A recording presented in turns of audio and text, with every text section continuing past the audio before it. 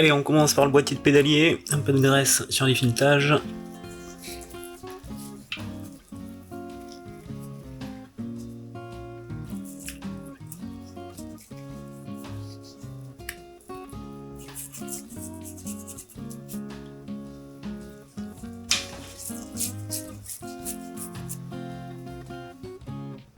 Donc voilà, voici le boîtier de pédalier qu'on va remplacer. C'est un boîtier de pédalier entrée de gamme. Ça remplace très bien tous les vieux boîtiers de pédalier axe carré Shimano, en tout cas pour les vélos de route. Faites bien attention ici à avoir le même nombre de millimètres d'écartement que sur votre boîtier de pédalier d'origine, sinon vous allez avoir un pédalier désaxé et donc vous allez galérer avec le dérailleur avant.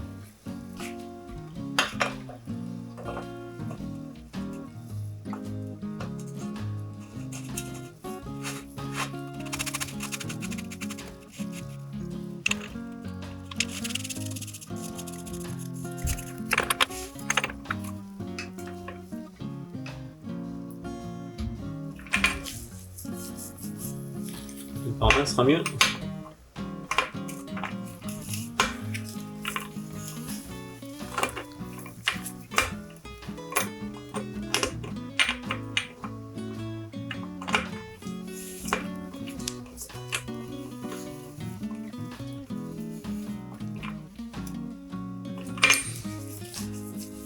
Impec. On passe au pédalier, un peu de gras.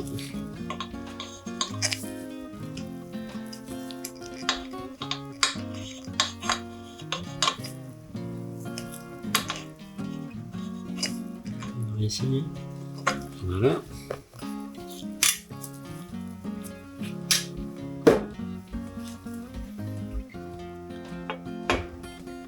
Donc on est sur du pédalier axe carré, triple plateau, voilà. Triple plateau, 50, 40, 30 si je ne me trompe pas. Hop, voilà.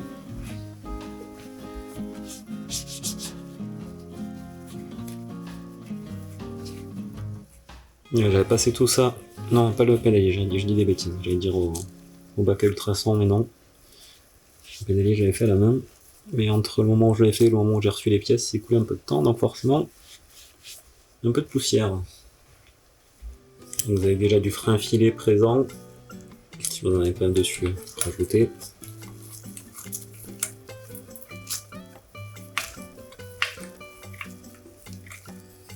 Est-ce que les caches vont passer mieux ?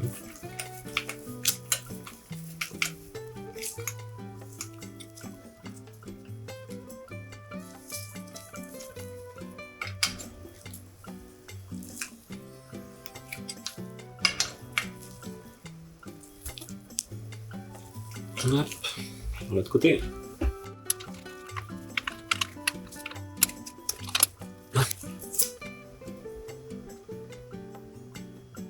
Voilà, un boîtier de pédalier fluide, un pédalier nettoyé.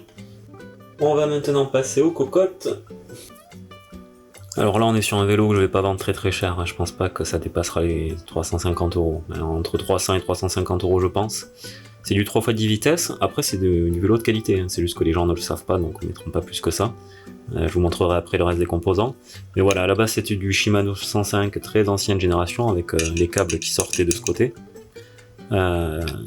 Les caoutchoucs étaient morts, les manettes grippées à mort, j'ai dit bon allez, on change tout. Ça sert à rien d'essayer d'en trouver d'occasion. Je vais rien trouver en bon état, j'ai un peu cherché, j'ai rien trouvé, bref. Je prends ça forcément AliExpress, 50 €, vous avez les deux cocottes. Et pareil, vous avez les câbles qui sortent là, les deux palettes. Et pour l'avoir monté sur un autre, c'est un Cannondale CAD 4, si je me trompe pas, qui était en 2x9, en 2x9, oh, je sais plus, 2 ou 3x9, bref, en Tiagra, Shimano Tiagra. J'avais remplacé les cocottes pour exactement les mêmes raisons, là en plus elles étaient complètement grippées. Ouais, franchement, ça fait complètement le boulot, quoi. Si vous n'avez pas trop d'argent, allez-y, ça vous fait des manettes route à moindre frais. Parce que si vous voulez du Shimano 105, le modèle de génération R7000, bah vous en avez pour 150 € juste les cocottes, quoi.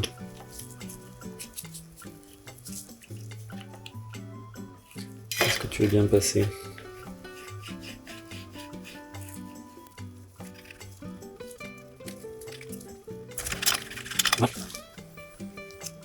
Vous y voyez bien toujours l'impression.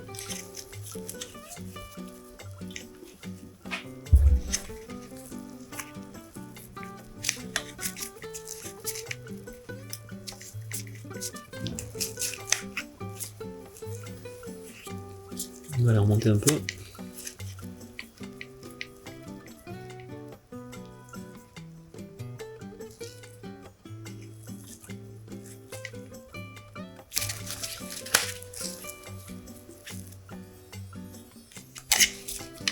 toute façon, j'y reviendrai après.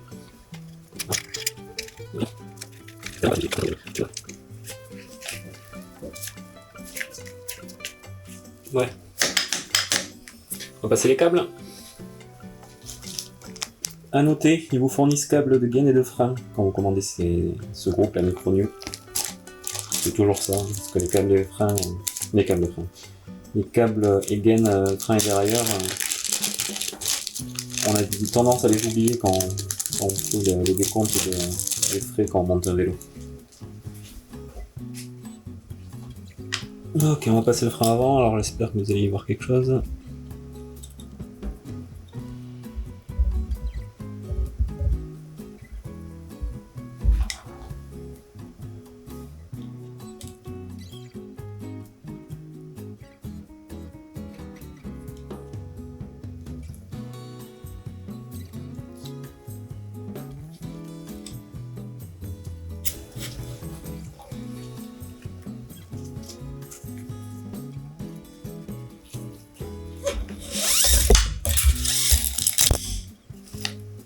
Ok, derrière, enfin frein arrière pardon, derrière arrière.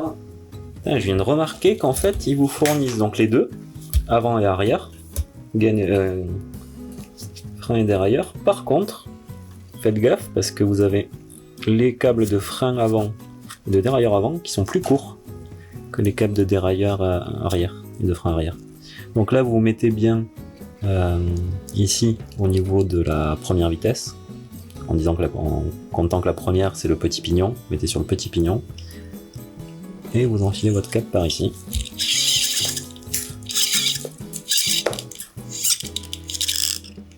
Voilà. Là on est pas mal.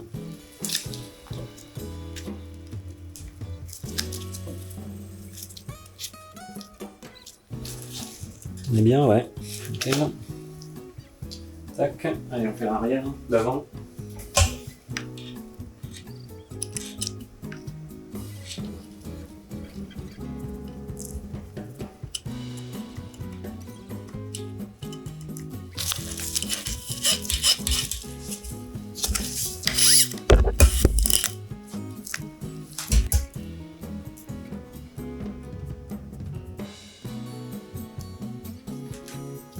Je vous ai dit de faire attention, j'ai foutu l'avant à l'arrière au niveau du derrière.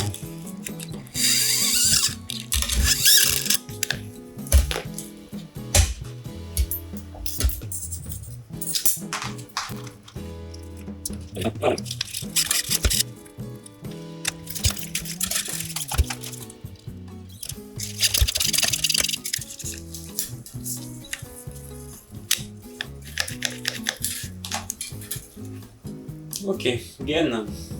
Donc pour mesurer la taille qu'il me faut de gaine, la distance, je garde un vieux câble en fait.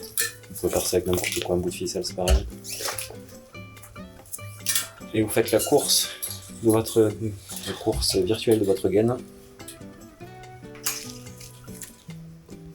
Donc là il faut que je parte d'ici pour le derrière. Sachant que le derrière passe ici. Il ne faut pas que ça se coude, il faut que le chemin soit fluide.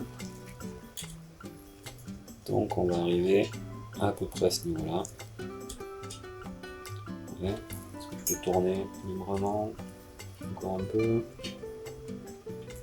Voilà. Donc là, j'ai ma course. J'ai plus qu'à reporter ça au niveau de la bobine de gaine. Alors, est-ce que vous voulez voir?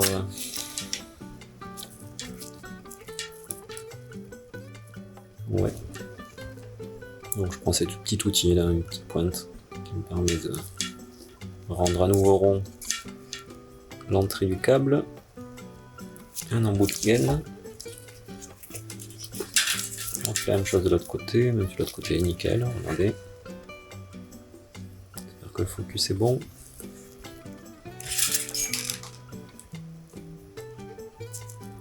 Tac. Je reprends mon câble de gaine de l'intérieur. Reste là. Ici.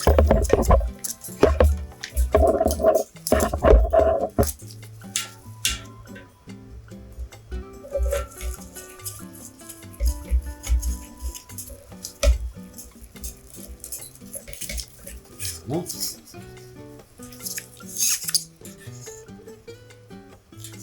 On va éviter de s'entorser avec le câble de frein. Voilà. Et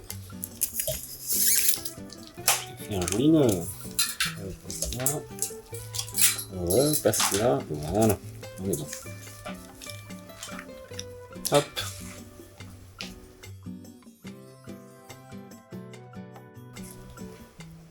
Ouais. Ici on a les vis de tension, donc on s'arrange pour bien la visser à fond, parce que votre câble ne pourra pas se tendre tout seul. Au mieux il bouge pas, au pire il se détend. Donc si plus tard on a besoin de le retendre, voilà. Bon, c'est bien. Moi, je pourrais faire un peu comme d'hab, sur le choc de l'appareil. Je sais pas si vous voyez bien la gaine là, ici là. Voilà, donc on a une c'est de l'externe, ça passe pas dans la vidéo. Ça paraît grand, mais on n'a pas le choix si on veut pas retourner le guidon dans tous les sens. Donc ce que je vais faire, c'est que je vais faire les gaines pour tous les autres câbles, là, vous avez vu comment ça fonctionne. Hein. Je vais vous montrer, on prend un repère, on reporte, on coupe, on met, et on fait passer tout ça. Et je vous retrouve juste après. Voilà, toutes les gaines sont posées. Je vais tendre les câbles bien serrés, enfin bien serrés, que ça tienne. De toute façon, après, on va devoir redesserrer pour retendre quand on aura actionné frein et dérailleur.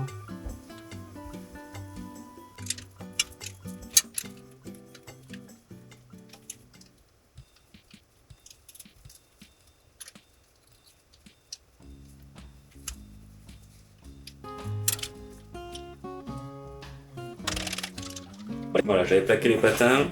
Le fait d'actionner les leviers a déjà détendu le câble. Et l'arrière, on est plus assez serré. Je vais essayer de vous montrer. Ouais, je pourrais pas faire beaucoup mieux. Donc, on presse les patins, on détend le câble. On le tire bien. On resserre et avant de resserrer, on relâche un tout petit peu les patins, à peine. Et là, on peut resserrer.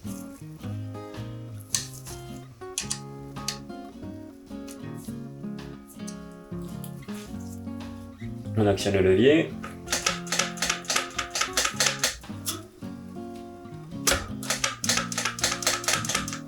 Et on est bien.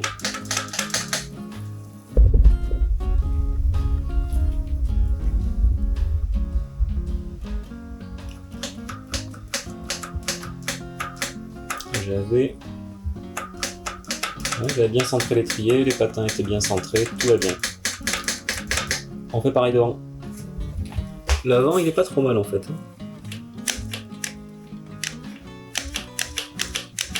On n'est pas parfaitement centré au niveau de l'étrier.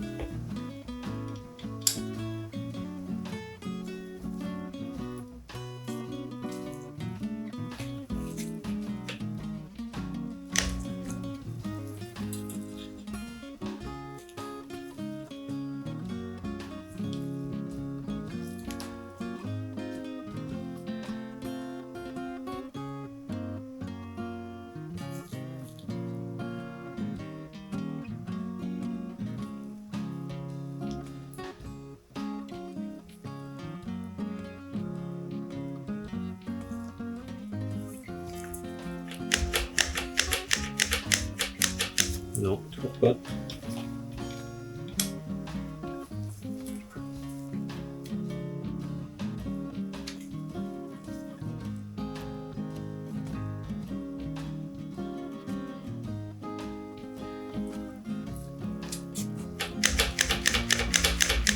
Là on est bien.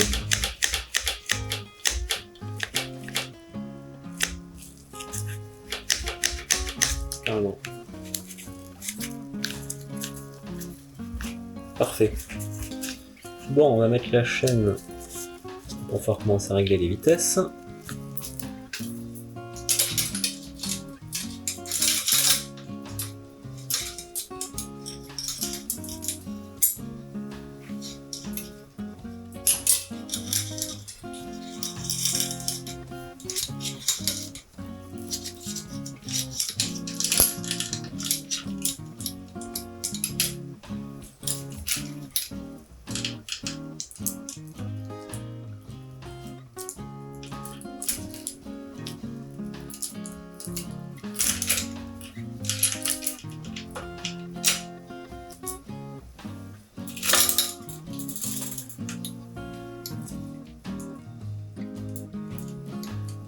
Donc vous avez plusieurs techniques pour dimensionner une chaîne. Soit vous faites grand plateau, grand pignon, vous passez pas par les deux dérailleurs, vous rejoignez,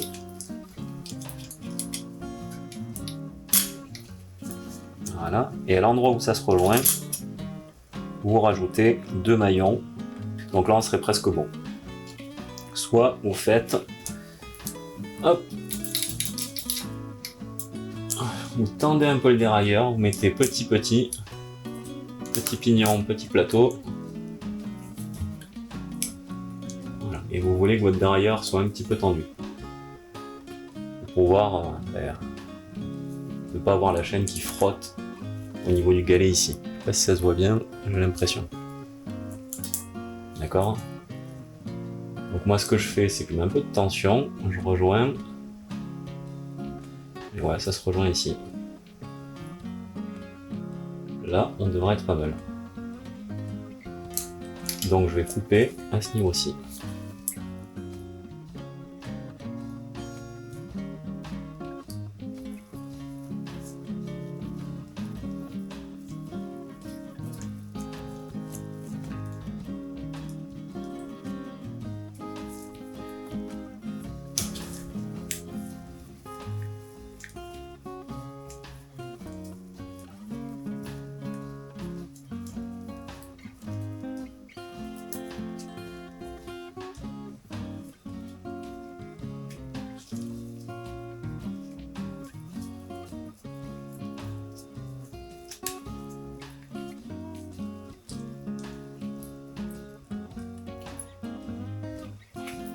Déteste ça, ce moment où la chaîne est dégueulasse de graisse poisseuse là qu'ils mettent pour qu'elle se conserve et qu'elle rouille pas avant l'achat.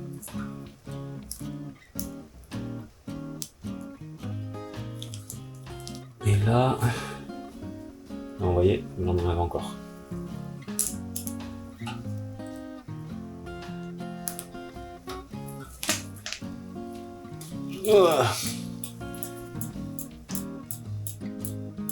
Mais on est bon, on touche pas ici, c'est ce qu'on voulait.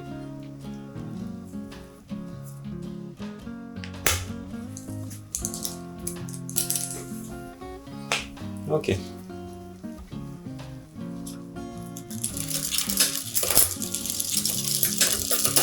Donc ce que je vous disais, on va perdre de la tension. Même si on passe tout, hein.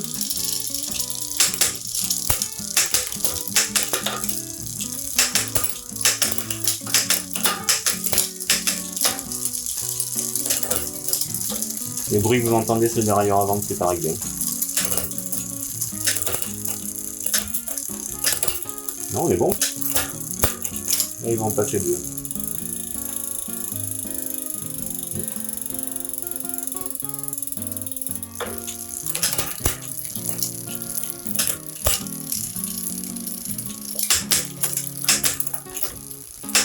Il est trop tendu. Il va se détendre petit à petit. Je vais aller le rouler de toute façon en vélo avant de le mettre en vente.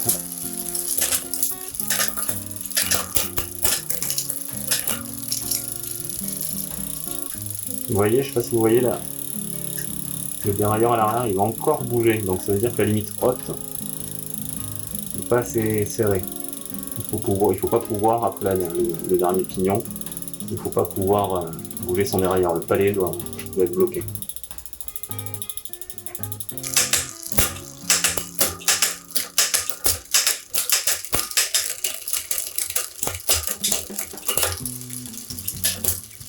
Ah non, attendez.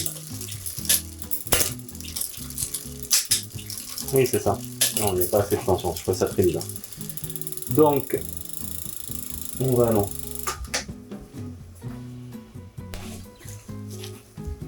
On va desserrer, tendre et resserrer. Parce qu'en fait, quand je passe la première vitesse, le premier clic n'enclenche pas la vitesse. C'est pour ça qu'il y a un décalage à la fin. Voilà.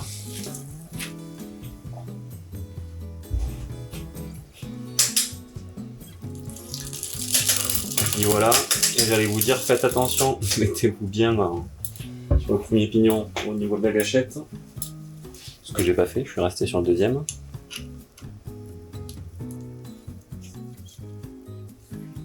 Et vous voyez comme il est lâche derrière, le câble. Donc on tend bien tout ça.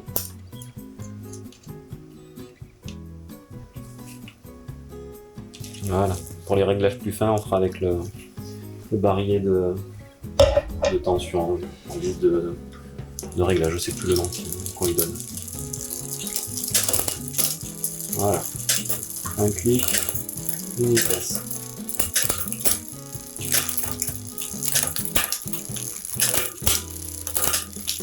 Voilà, la même chose dans la sens.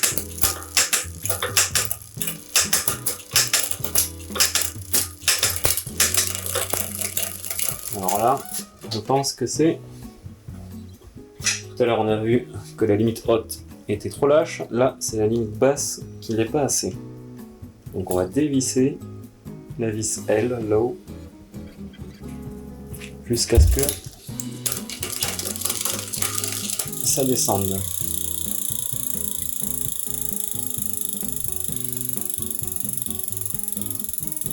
Je viens de me rendre compte que je vous ai dit l'inverse de ce qu'il faut faire.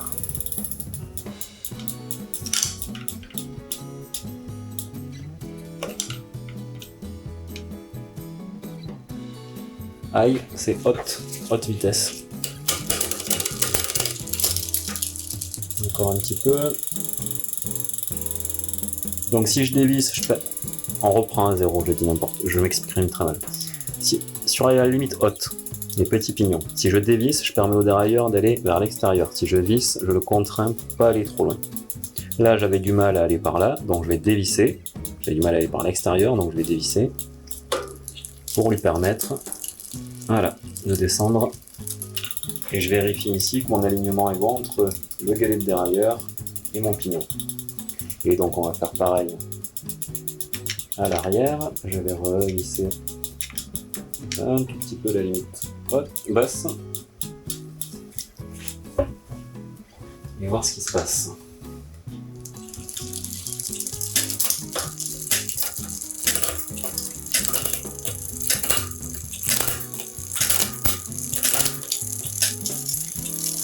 Elle passe, mais elle est un poil dure. J'arrive pas à aller, j'ai le clic, mais tout juste. Donc on va un tout petit peu dévisser.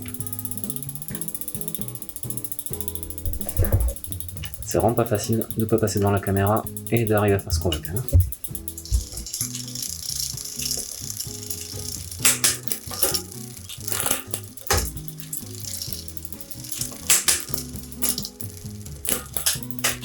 Ah non, c'est bon, on est bon.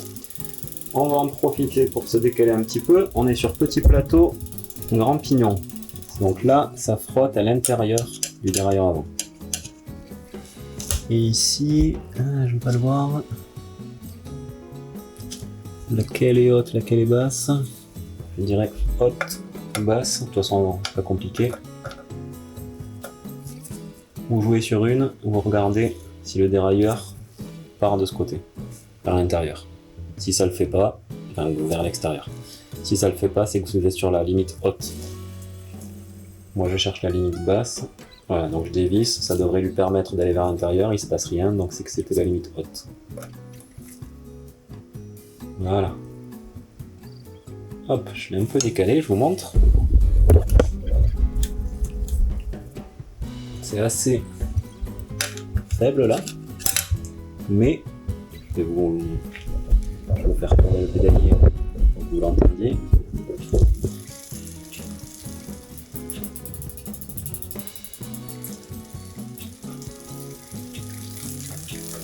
J'ai un micro-bruit.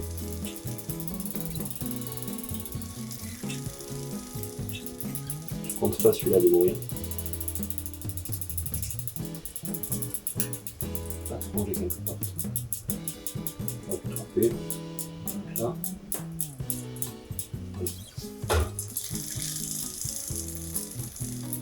Donc, je vais juste détendre un tout petit peu. Non, j'ai aucun bruit en fait, c'est le bruit normal.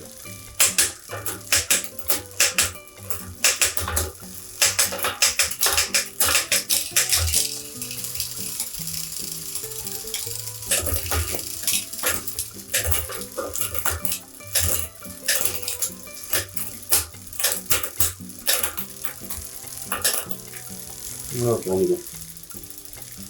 Donc maintenant on va aller régler le derrière avant.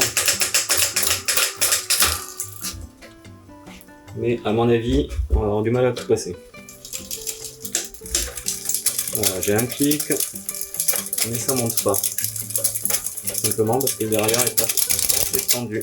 Voilà, il faut que j'aille sur le troisième plateau pour avoir le deuxième. Donc,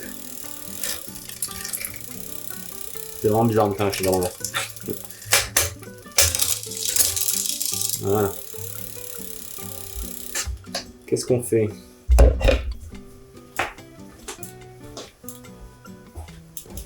Pareil qu'à l'arrière. On prend son câble.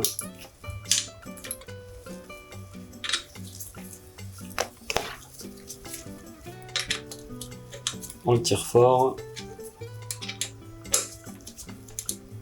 On dévisse. On tire bien fort notre câble. Et on revise bien. On a encore les barillet au niveau du cadre pour ajuster plus finement la tension. Vous avez vu à l'arrière, on n'a pas besoin. On n'a pas eu besoin de ce barillet. Je peux vous mettre ce truc qui est là. Reste là. C'est bon. Donc je vais essayer de faire ça comme ça. En espérant que ça passe. Non, je passe pas, je passe sur la caméra. Donc on va là. Est-ce que l'arrière je passe? Ouais. Bon.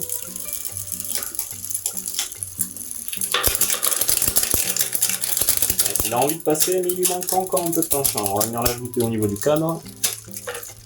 Et voilà, j'ai dévissé la petite vis, donc j'ai créé de la distance. Donc le câble c'est allongé, il ne peut pas, donc il tire. Et là, si ça touche, c'est qu'il manque encore un peu de tension.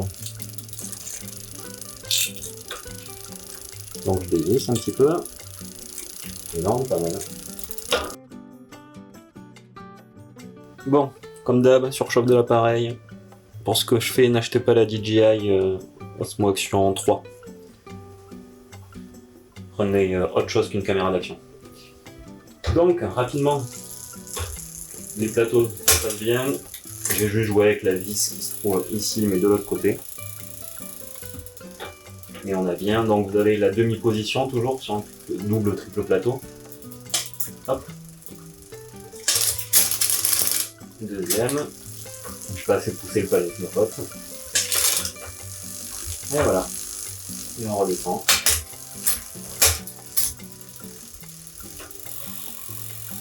Le réglage des freins est fait. La même sensation de chaque côté.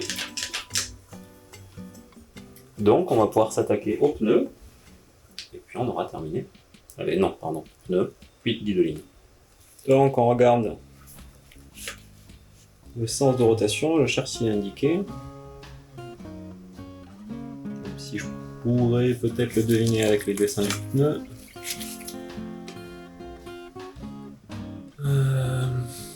Rotation par là. Donc on est dans le bon sens. On met la première tringle.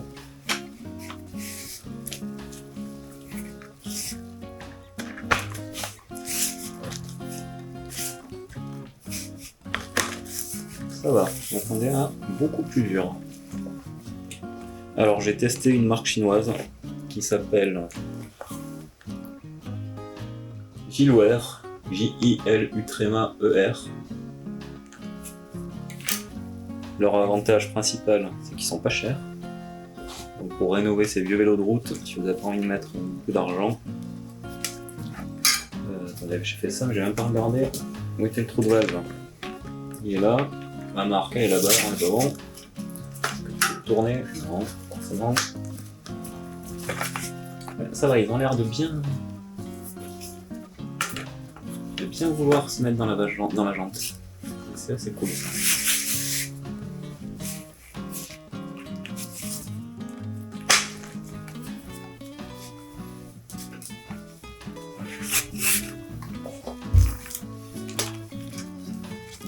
Donc c'est du 700 par 25.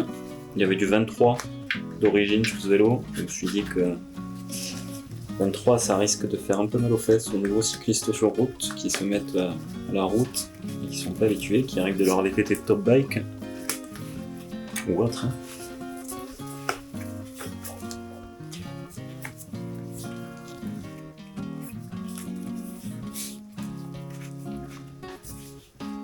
Et voilà, ce vélo il est pour un débutant, il est 100 fois suffisant. Je vous ferai un détail de tous les composants après. Et vous verrez qu'on est sur quelque chose de très belle facture, qui ne coûte pas un bras, peut-être un peu trop gonflé, qui ne coûte pas un bras et qui répond aux besoins de, je sais pas, allez, 80% de ceux qui veulent faire du cyclisme sur route. Il faut savoir que dans les 80%, on a, dans les 100%, il y a 80% de débutants qui se mettent à la route là depuis que c'est devenu à la mode en fait. En même temps que le gravel. Il y en a beaucoup qui essayent le gravel, qui au final se rendent compte que la position ne leur convient pas. Et d'autres, la position convient très bien, mais putain, ça rame le gravel sur le bitume. Donc ils aimeraient bien envoyer un peu plus et ils se mettent au vélo de route. Mais combien mettent beaucoup trop d'argent par rapport à leurs besoins réels? Allez, je veux bien rentrer.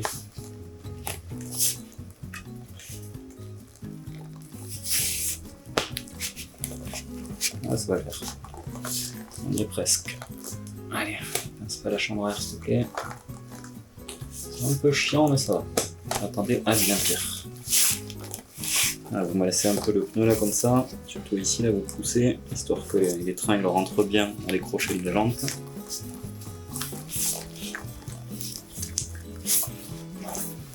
Et on est pas mal.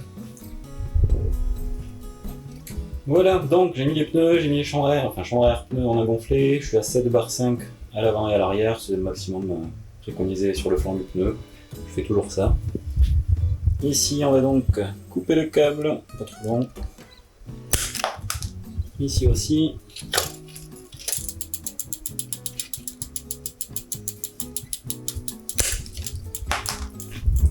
Non, peut-être. À l'arrière, comme dernier. Je coupe toujours au niveau du patin. Vous ne voyez rien. Je coupe toujours au niveau du patin. Je trouve que c'est pas mal. Esthétiquement, puis ça laisse du mot s'il y a besoin plus tard de retoucher.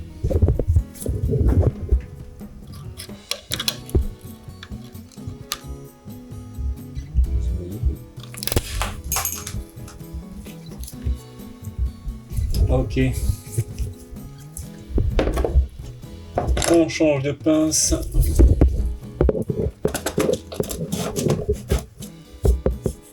On va prendre des embouts noirs. 1, 2.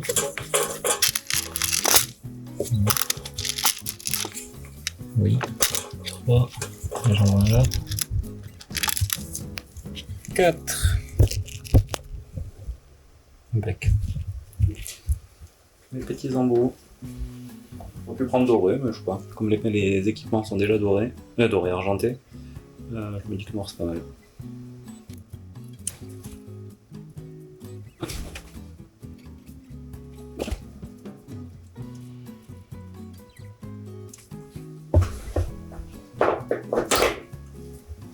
Ok, Guido et terminado. Moyeu Shimano 105, avant-arrière. Des freins Tektro, c'est pas les plus haut de gamme dans le sens où c'est pas les plus légers, les plus fluides, mais ils sont puissants. Si vous voulez une marque fiable en frein, quel que soit le vélo, Tektro c'est une bonne marque d'entrée de gamme. Donc, toutes les marques d'entrée de gamme. Shimano 105, ouais, vous le voyez là mieux. Sur le dérailleur avant, on reste sur du Tektro, ils sont passés au bac à ultrasons, donc forcément ils ont pris un petit peu.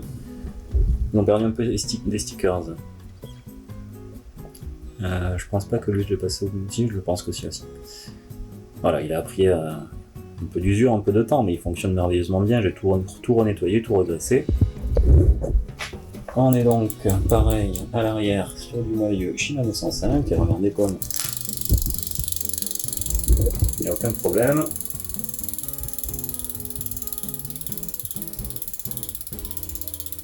Qui tourne parfaitement. Bon, et bien voilà, vélo terminé. On a mis une petite guidoline Supacase, des petites étoiles blanches pour rappeler un peu le blanc sur le vélo. Vélo de marque Q-Bikes. Donc, qu'est-ce que j'ai fait sur ce vélo? Il a été entièrement démonté, entièrement nettoyé.